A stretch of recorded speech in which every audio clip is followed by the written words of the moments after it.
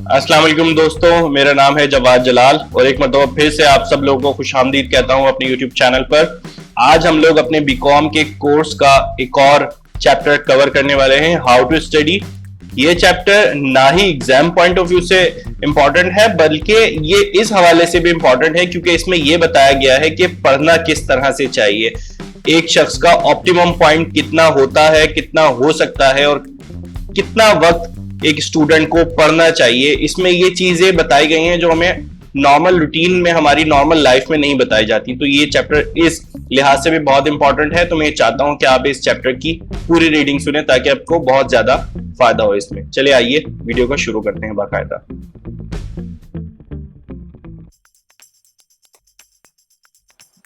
हाँ जी, तो हमारा चैप्टर शुरू होता है, there is a lot of misunderstanding about studying. बहुत ज्यादा गलत फहमी पाई जाती है पढ़ाई के मुतालिक। पढ़ाई के बुनियादी उसूल जो ज्यादा असर रखते हैं वो आमतौर पर ज्यादातर तालिबे इल्मों को सिखाए ही नहीं जाते। तसव्वुर कीजिए एक ग्राफ जो कि ये बता रहा हो कि एक शख्स एक दिन में पढ़ाई करके कितने घंटे में कितना सीखता है।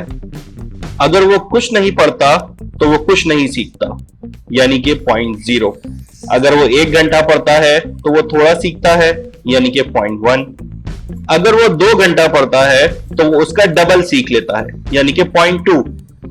अगर वो थोड़ा और मेहनत करेगा तो वो थोड़ा और ज्यादा सीखेगा, यानी कि 0.3। लेकिन अगर वो कोशिश करता है एक दिन में 23.5 घंटे पढ़ने की तो वो इतना थक जाएगा कि शायद ही उसे कुछ याद रहे। जो सीखेगा वो बहुत ही थोड़ा होगा, यानी 0.4। अगर वो कम मेहनत करेगा तो वो ज्यादा सीखेगा, यानी कि 0.5।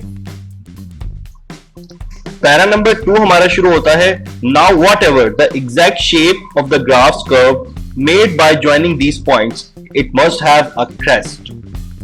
अब इन पॉइंट्स को जोड़ते हुए ग्राफ का जैसा भी शेप बनेगा वो एक पहाड़ की चोटी की तरह बनेगा। पॉइंट x एक ज्यादा से ज्यादा पॉइंट है जितना कि एक शख्स एक दिन में पढ़ सकता है, और इससे हमें वो पॉइंट पता लगेगा जो सबसे ज्यादा बेहतरीन होगा पढ़ाई करने के लिए। और ये पॉइंट जितना वक्त उसने किताब को दिया, उस किताब के वक्त के और थकावट के दरमियान यह बेहतरीन मुमकिना पॉइंट होगा। थकावट बिल्कुल यकीनी चीज है, ना ही इससे कोई भाग सकता है और ना ही इसे नजरअंदाज किया जा सकता है।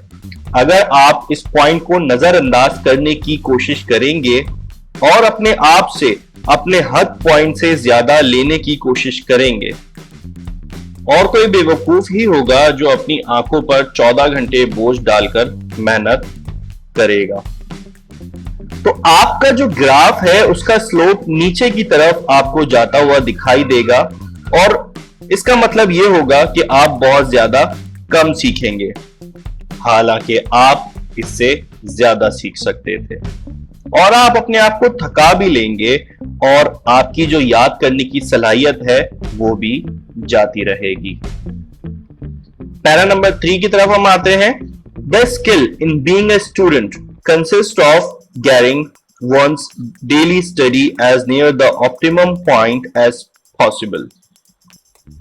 तालिबे इल्म होने का हुनर इसी बात में छुपा है कि आप एक दिन में सिर्फ इतनी ही पढ़ाई करें जितना आप एक दिन में ज्यादा से ज्यादा कर सकते हैं।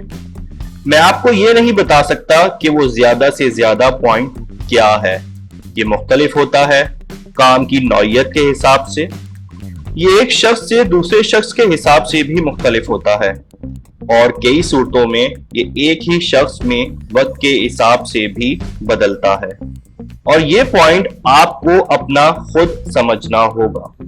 हर रोज पढ़ाई करते हैं तो अपने दिमाग में एक हद पॉइंट का ये उसूल जहन नशीन कर लें, और जब आपको थकावट महसूस होने लगे और जब आपको ये महसूस होने लगे कि आप बार बार एक ही पैराग्राफ को पढ़ रहे हैं लेकिन आपको कुछ समझ नहीं आ रहा है, तो यही सबसे बेहतरीन साइन है कि आप अपने इस पहाड़ की चोटी पर पहुंच चुके हैं और एक दिन में आप इतना ही पढ़ सकते हैं और अब आपको रुक जाना चाहिए।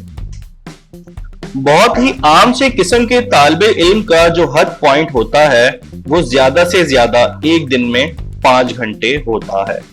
आपका थोड़ा ज्यादा भी हो सकता है या थोड़ा कम भी। अगर आप एक दिन में 5 घंटे अच्छी मेहनत कर लेते हैं तो इसका मतलब है कि आप अच्छा काम कर रहे हैं। सेकंड लास्ट पैरा हमें क्या बताता है? Now what are you doing with yourself when you are not working? अब जब आप मेहनत नहीं कर रहे हैं तब आपने अपने साथ क्या करना है? जब इम्तिहान तालिबे इल्मों के सर पर होते हैं तो कुछ तालिबे इल्म कुछ नहीं करते सिवाय कुर्सी पर बैठ के परेशान होने के। यहां पर एक और गलतफहमी पाई जाती है। लोगों को अक्सर यह गलतफहमी होती है कि दिमाग जिस्म की तरह काम करता है, लेकिन ऐसा नहीं है। अगर किसी शख्स को अपनी जिस्मानी एनर्जी बचा के रखनी है इसलिए कि वो ज्यादा से ज्यादा लकड़ियां काट सके तो वो एक बेड पर सीधा लेट जाएगा और आराम करेगा जब वो लकड़ियां नहीं काट रहा होगा। लेकिन दिमाग इस तरह आराम नहीं कर सकता। हत्ता के सोते हुए भी आप ख्वाब देखते हैं। अगरचे आपको अपने ख्वाब याद नहीं रहते, दिमाग हर वक्त काम कर रहा होता है। इसको आराम सिर्फ उस वक्त मिलता है जब आप अपनी लाइफ रूटीन चेंज करते हैं और सिर्फ इससे ही आपके दिमाग को सुकून मिलता है। फाइनल पैरा हमें सिखाता है when you have finished your optimum number of hours you must stop। जब आप पढ़ाई करते करते अपने हर पॉइंट को पहुंच जाएं तो आपको रुक जाना चाहिए और इसके बाद आपको सिर्फ कुर्सी पर बैठ के काम के बारे में सोचते नहीं रहना चाहिए। इससे सिर्फ आपको थकावट होगी और सीखने को भी कुछ नहीं मिलेगा। आपको बाहर जाना चाहिए और कुछ और काम करना चाहिए। इससे फर्क नहीं पड़ता कि क्या, कोई भी ऐसा काम जो आप दिलचस्पी के साथ कर रहे हैं, लेकिन कुछ और काम। तो दोस्तों यहाँ पर ये इंटरेस्टिंग चैप्टर खत्म होता है। हमें सीखने को मिला कि किसी भी शख्स को कितना पढ़ना चाहिए और वो अपना ऑप्टिमम पॉइंट किस तरह से हासिल कर सकता है और कम से कम मेहनत में ज्यादा से ज्यादा आउटपुट किस तरह से जनरेट कर सकता है। अब इंशाअल्लाह ताला आपसे मुलाकात होगी मेरी एक न्यू वीडियो में किसी न्यू टॉपिक के साथ। तब तक के लिए मुझे इजाजत दीजिए। अल्लाह ने के बाद।